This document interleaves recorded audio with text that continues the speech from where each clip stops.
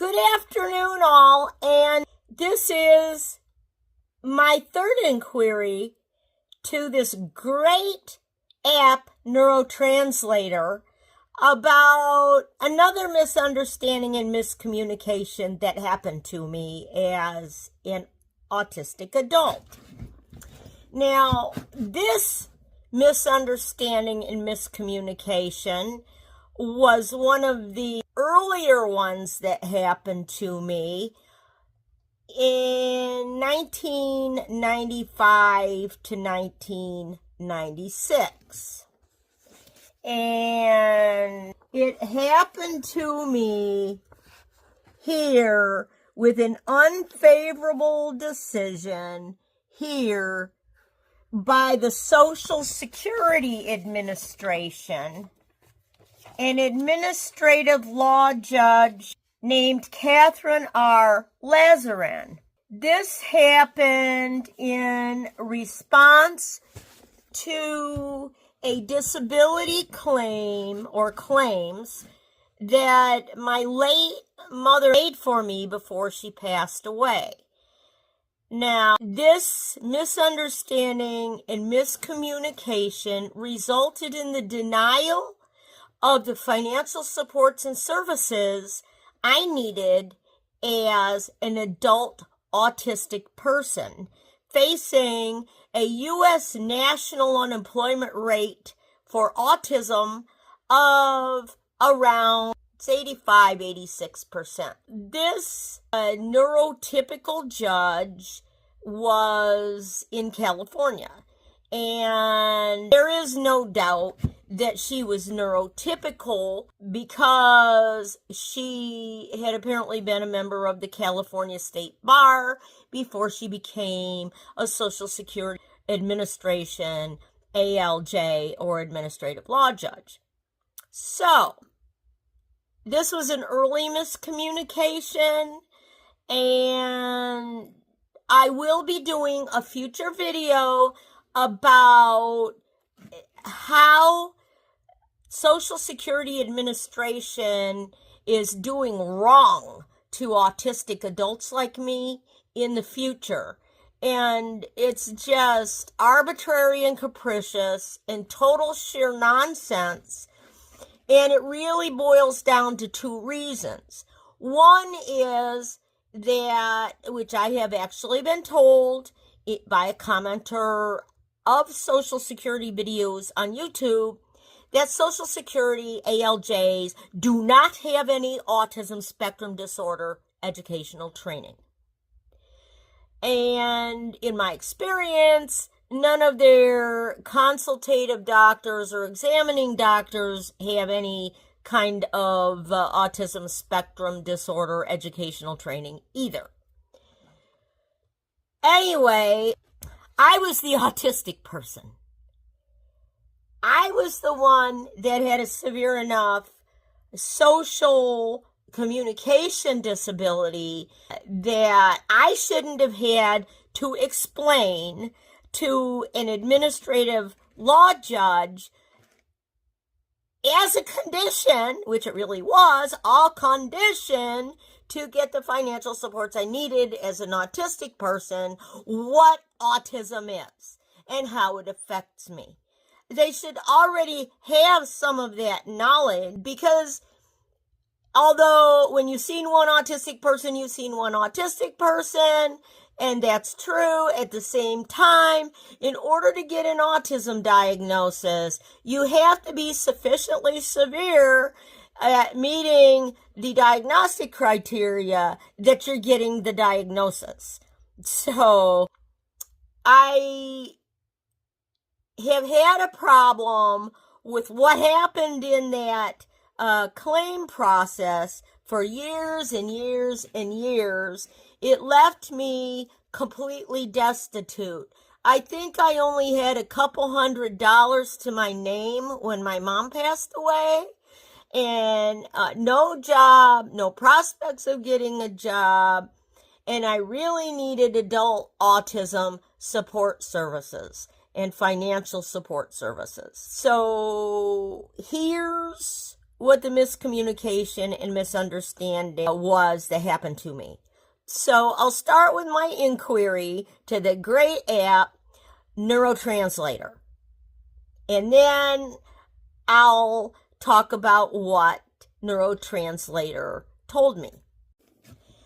I asked, I'm autistic. I have always had sleep problems. In 2009, I was told after a sleep lab that I have sleep apnea. In 2023, genetic testing said I was a night owl. I have always had severe communication disabilities, think in pictures, and have delayed processing that takes me at least twice as long for written communication as neurotypical. In 1995, I was trying to describe my extreme inability to make deadlines without being allowed extra time, and the chaos and dysregulation to my sleep and extreme lengths I was being pushed to for deadlines without the necessary extra time. A neurotypical judge found that my explanation that this pushed me to have to write around the clock, resulting in breakdown and crashing into shutdown, exhaustion every 2 to 3 hours as, quote, inconsistent statements, end quote, and dissembling. This misunderstanding denied me disability benefits I needed. What went wrong in my being understood? The neurotypical judge didn't know anything about autism. Okay. And so here's what NeuroTranslator told me. Mary Catherine, your experiences sound incredibly challenging and frustrating, especially when it comes to conveying the nuances of your autistic identity and the impact it has on your daily life. Number one, understanding sleep challenges. Many neurotypicals may not fully grasp the complexities of sleep disorders like sleep apnea and common traits in autistic individuals, such as being a night owl. This lack of knowledge can lead to misunderstandings regarding why you struggle with deadlines and sleep disruption. Number two, communication style.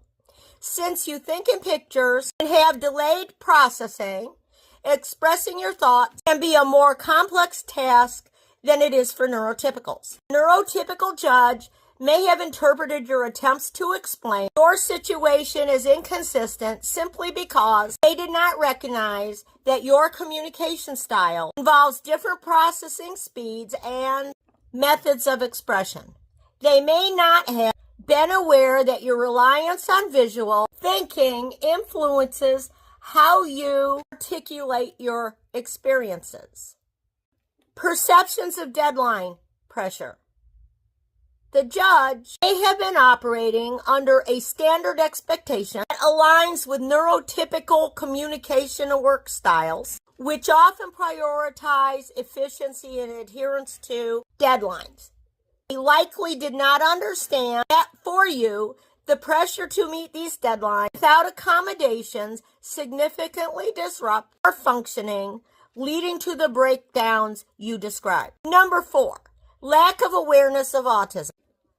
Since Catherine's understanding of autism seems limited, the judge's responses likely stemmed from a frame of reference that doesn't align with your lived experiences. Their assumptions about your statement may have led them to conclusions that overlook the validity of your difficulty. In future interactions, it might help to emphasize the ways these struggles are rooted in your autistic experiences, perhaps providing concrete examples of how your communication differences manifest in understanding and meeting deadlines.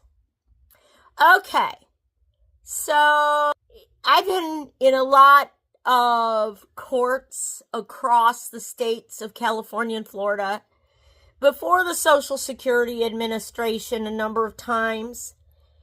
I do give them concrete examples. I do try to explain the situation, and they never understand and misinterpret everything I say. And then I come to find out that the only common sense experience they have or reference point they have is their own neurotypical experience. And so they don't have any autism education or training or experience or anything like that. So I can tell them, I can give examples, and for years and years and years and years, since my first court case experience in 1988, this is now February 2025, and I have yet to have one single judge or lawyer or Social Security ALJ understand any of my explanations or autistic traits or struggles that I tried to explain to them. And so, what is the answer? I'm sorry about the light. It's cloudy and the sun keeps coming and going. And I have to make these kind of videos near a window so I can get phone reception. But what's the answer to this? Well, there's lots and lots of autistic people these days. It isn't just the numbers of autistic children and 8-year-olds that the CDC says that's the autism rate.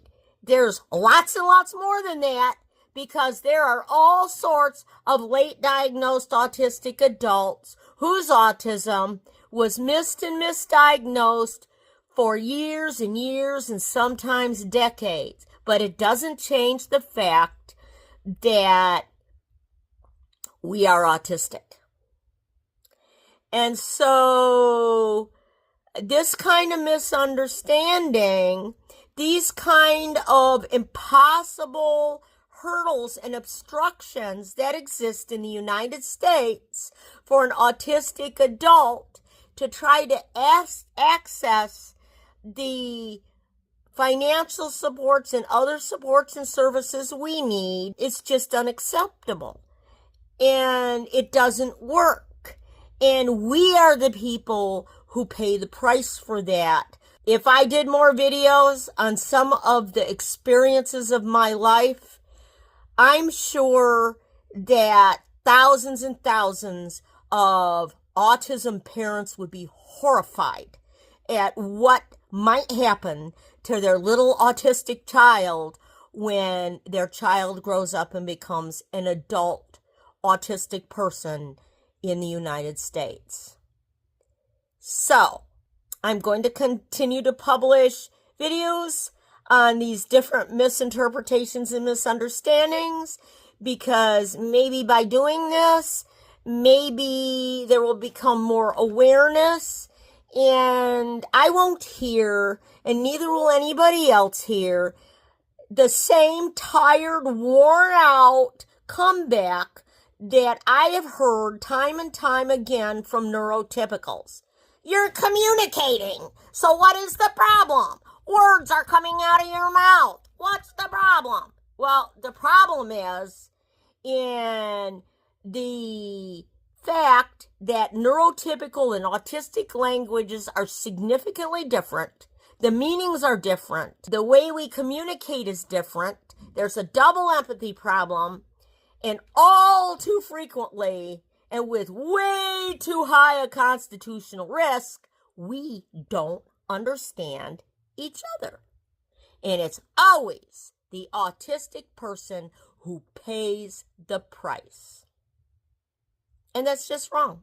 And it needs to change. If you like my videos, please hit the subscribe button and ring the bell. You'll be notified of my future videos when I post them. And thank you for watching.